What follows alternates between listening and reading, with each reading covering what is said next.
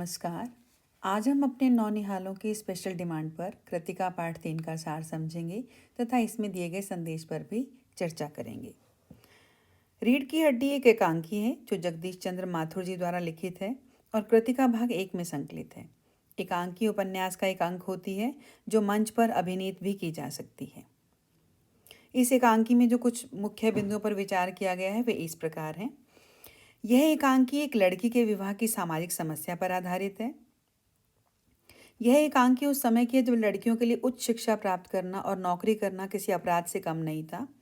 उस समय लड़कियों के लिए 10वीं कक्षा पास करना व गृह कार्य के साथ साथ सिलाई कढ़ाई व पेंटिंग आदि में निपुण होना भी आवश्यक था।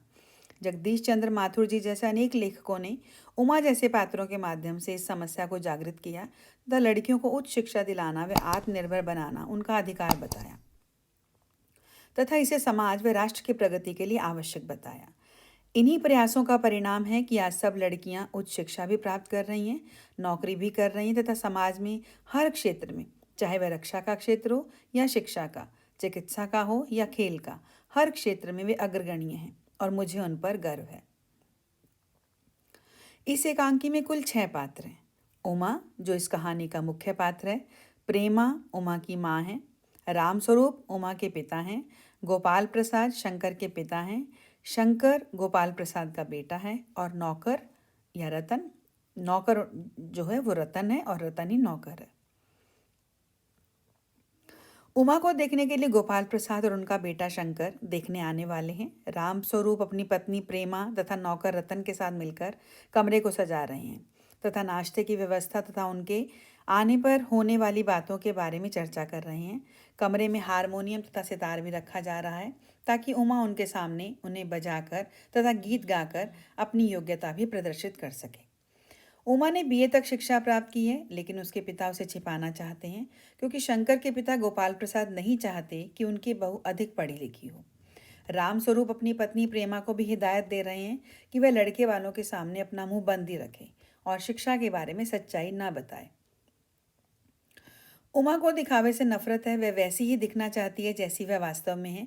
वह उनके सामने सच बोलना चाहती है तथा सच संवर कर भी नहीं आना चाहती।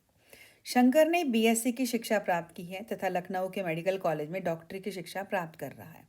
जब शंकर अपने पिता गोपाल प्रसाद के साथ प्रवेश करता है तो दिखाया गया है कि उसकी कमर झुकी हुई है तथा वह अत्यंत ही दुबला पतला सा व्यक्ति है।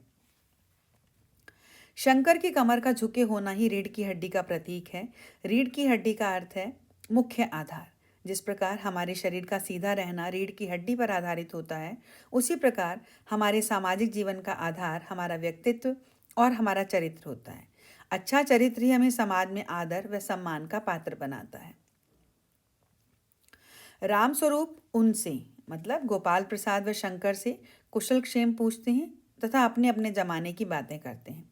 दोनों ही अर्थात गोपाल प्रसाद और रामस्वरूप नए जमाने को कोसते हैं कि वर्तमान समय में बच्चे बिगड़ रहे हैं, न ढंग का खाते हैं और न ही उनका शरीर स्वस्थ है। शिक्षा पर भी चर्चा करते हैं कि उस जमाने की मैट्रिक आजकल की बीए की डिग्री से अच्छी थी। शंकर के पिता गोपाल प्रसाद विवाह शादी को बिजनेस मानते हैं, अर्थात वे दहेज लेने में विश्वास करते हैं। उन्हें बहू सर्वगुण संपन्न चाहिए, सुंदरता में अव्वल, घर के कामों में कुशल, 10वीं पास, सिलाई कढ़ाई में निपुण तथा चुप रहने वाली।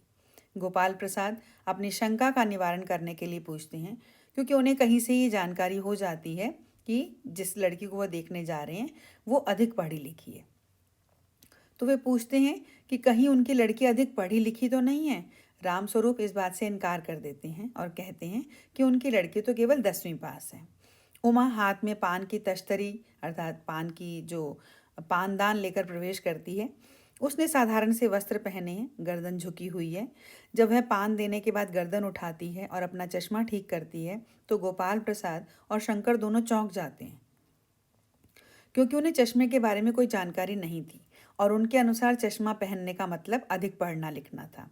यहाँ उमा के पिता रामस्वरूप फिर से झूठ बोलते हैं कि पिछले हफ्ते उमा की आंख में तकलीफ हो गई थी, इसलिए डॉक्टर ने कुछ दिन के लिए चश्मा लगाने को कहा है।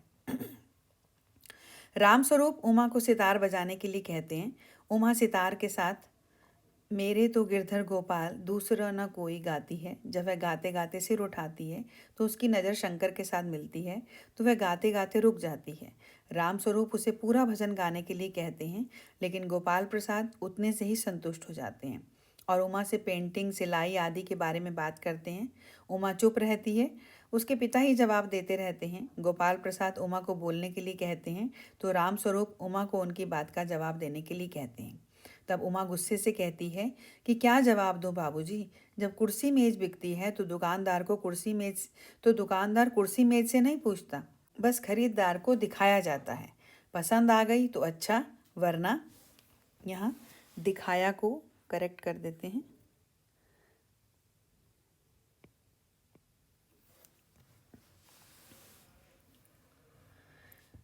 यहाँ उमा के माध्यम से लेखक ने स्पष्ट किया है कि उस समय सामान की भांति लड़कियों को भी नुमाइश या सजावट की वस्तु समझा जाता था। पसंद आ गई तो ठीक, नहीं तो कोई और। लेकिन आज स्थिति परिवर्तित हो चुकी है। हम और आप सब इसके उदाहरण हैं। रामस्वरूप उमा को चुप करने के लिए कहते हैं, लेकिन उमा कहती है कि मुझे कह लेने दीजिए बाबूजी। ये महाशय जो मेरे खरीदार बनकर आए हैं, जरा इनसे पूछिए कि क्या लड़कियों का दिल नहीं होता? क्या उन्हें चोट नहीं लगती?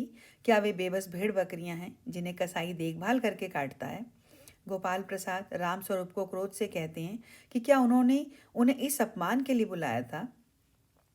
तब उमा उन्हें जवाब देती है कि क्या हमारी बेइज्जती नहीं होती जो वे इतनी देर से नाप तौल कर रहे हैं? जरा अपने साहबजादे से पूछिए कि अभी पिछली फरवरी में लड़कियों के हॉस्टल के इर्द गिर्द क्यों घूम रहे थे और वहाँ से कैसे भगाए गए थे।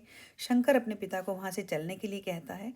गोपाल प्रसाद उमा की बातों पर ध्यान देते हैं और पूछते हैं कि क्या तुम कॉलेज में पढ़ी हो? तब उमा कहती है, जी हाँ, मैंने बीए पास किया है, कोई चोरी नहीं की, कोई पाप नहीं किया है और ना ही आपके पुत्र की तरह ताक झांक कर कायरता दिखाई है। मुझे अपनी इज्जत का ख्याल है और अपने साहबजादे से पूछिए तो कि वे किस तरह नौकरानी के पैरों पर पड़कर मुंह छिपाकर भागे थे। गोपाल प्रसाद रामस्वरूप पर झूठ बोलने के लिए क्रोध करते हैं और शंकर से चलने के लिए कहते हैं। तब उमा कहती है, जी हाँ, जाइए, जरूर चले जाइए, लेकिन घर जाकर यह पता लगाइएगा कि आपके लाडले बेटे की रीढ़ की हड्डी है भी या नहीं, यानी बैकबोन। यहाँ रीढ़ की हड्डी का अर्थ है जीवन का आधार, चरित्र। इस कहानी के माध्यम से स्पष्ट किया गया है कि किसी दूसरे में गुण ढूंढने से पहले स्वयं में गुणों को विकसित करना चाहिए।